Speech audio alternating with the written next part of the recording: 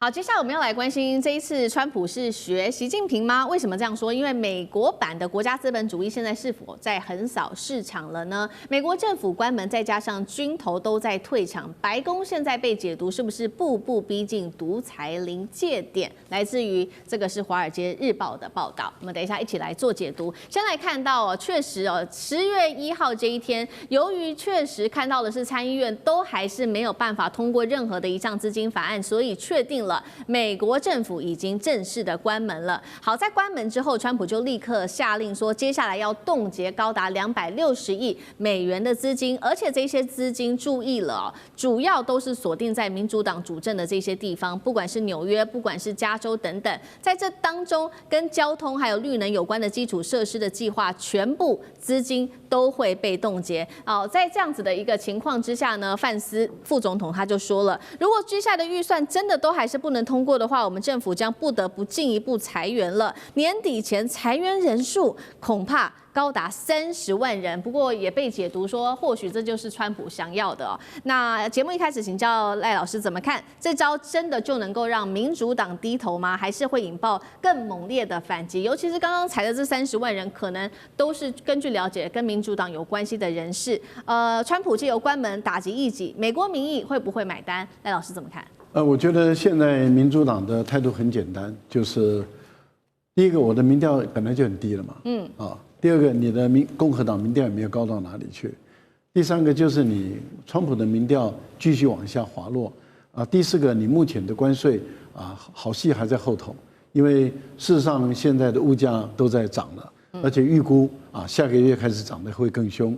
我们也看到这个华尔街也都在估计美国的股市什么时候泡沫，每个人忧心忡忡，因为一直在创新高。对，可是不可能永远创新高的，迟早有一天要折回来的。是，只是没有人知道什么时候折回来。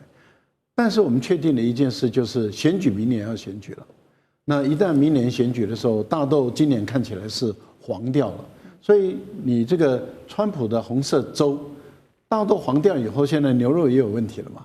牛肉也开始卖不动了嘛？那大豆、牛肉什么都卖不动，中国大陆现在不但是东西不卖给你，而且不给你买了。这样的一个情形下，到明年的时候，物价开始越涨越高的时候，那你川普的选举就毁了。好，我个人认为，以民主党来讲，他不会被绑架。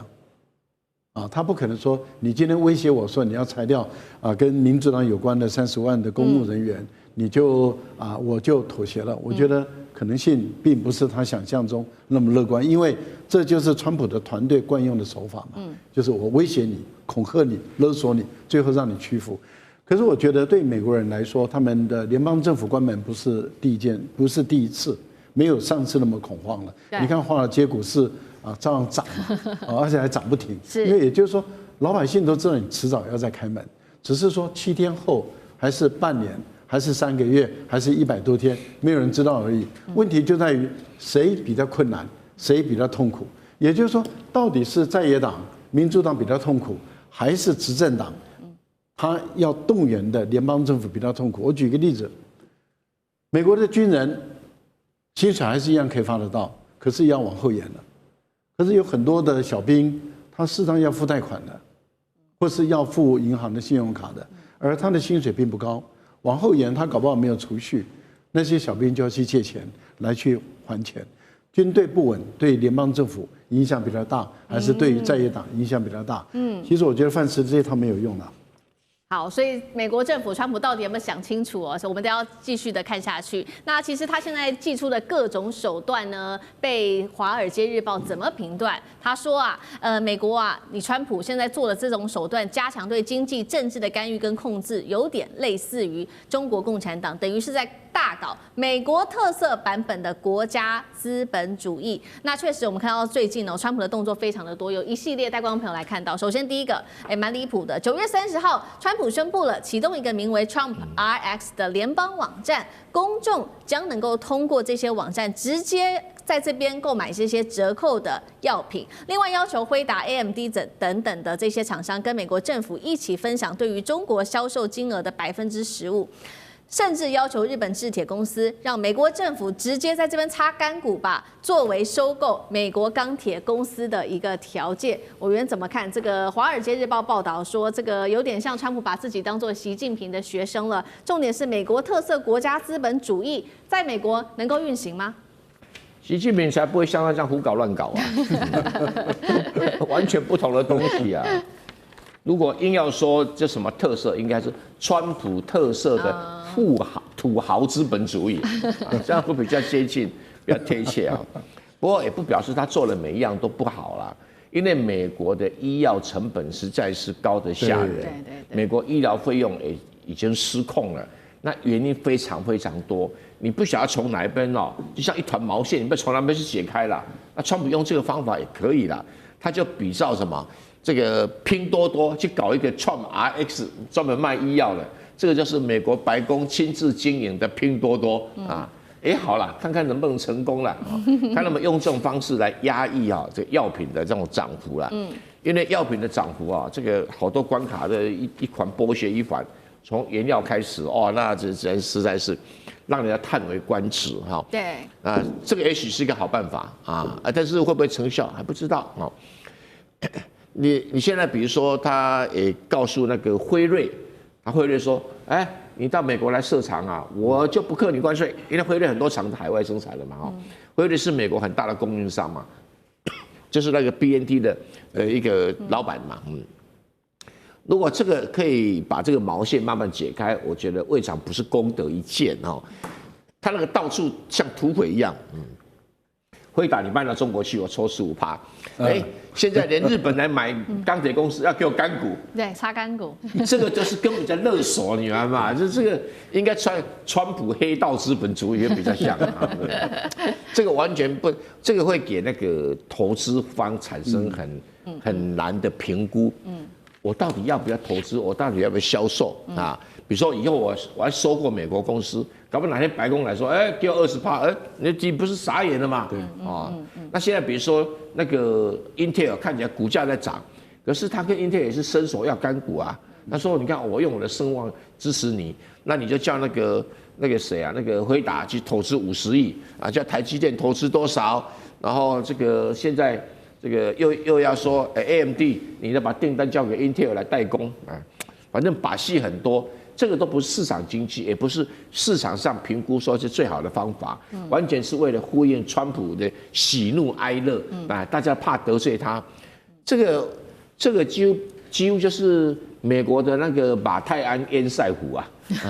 你这么一直堆，什么时候崩下来不知道啊！我替他这个捏一把冷汗啊！不能说每一样都不好，有几样都真的很怪啊。好，现在这个川普就是想要透过自己的手段哦，把经济一把抓，那真的会吓坏了，不管是美国自己本土企业或者是外资哦。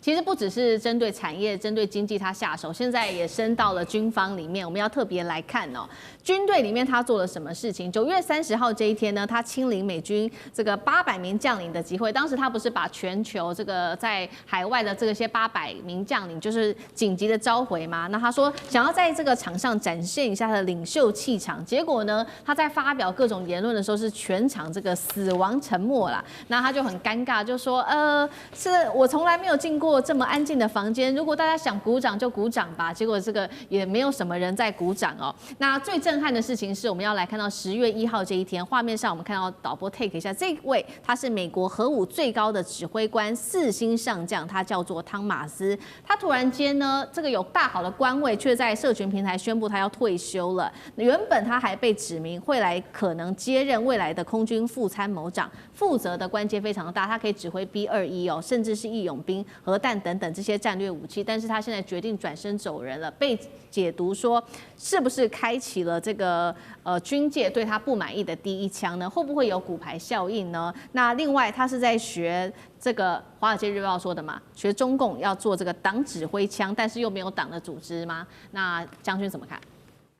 首先我先说明哈，这个你知道美国来讲，他们军人在不对总统鼓掌是正确的做法。你知道每一次来讲的话，他国会里面这个不管是总统莅临的时候，那一定有一群人在鼓掌，但是一定有一群人不起立也不鼓掌。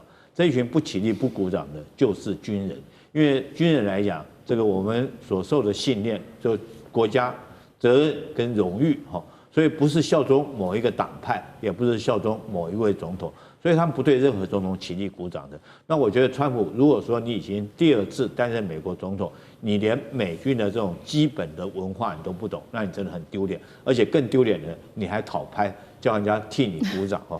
所以这是我第一个要讲的。第2次来讲的话，我们当然要讲到重点，这次赫格塞斯大家都焦点都放在他这个所谓战士精神，其实他讲话内容里面有一点很重要。他跟全军做一个宣誓，就是说美军将来的责任已经慢慢从全球的一个部署，渐渐改为美国优先哈。也就是说，他或许不再担任世界警察，扮演这种角色，因为你要扮演这种角色，你花的钱是很多的。那在这种状况下，因应这个不管是俄乌战争的局势，或者中国的崛起，他认为要优先保护自己美国。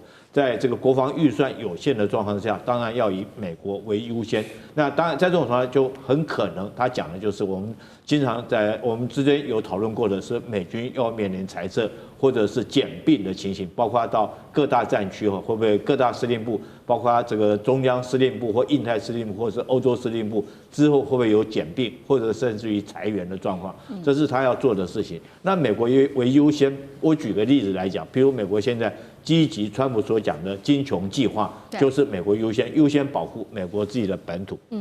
接下来我解读赫格塞斯讲的有一点很重要，他讲的内容完全凸显出美军现在的散漫、毫无纪律跟颓废到极点。他为什么要讲恢复战士精神呢？我们都觉得说战士精神是什么？战士就是勇敢、彪悍、有能够作战的，称之为战士精神。但是赫格塞斯是不是发现美军现在已经这个类似清朝末年的八旗军一样，每天只会吃喝玩乐享乐，所以每一个人养尊处优的结果，每一个都变胖子哈。但你知道美军，我现在讲一个数据，你知道美军这个胖子有多严重吗？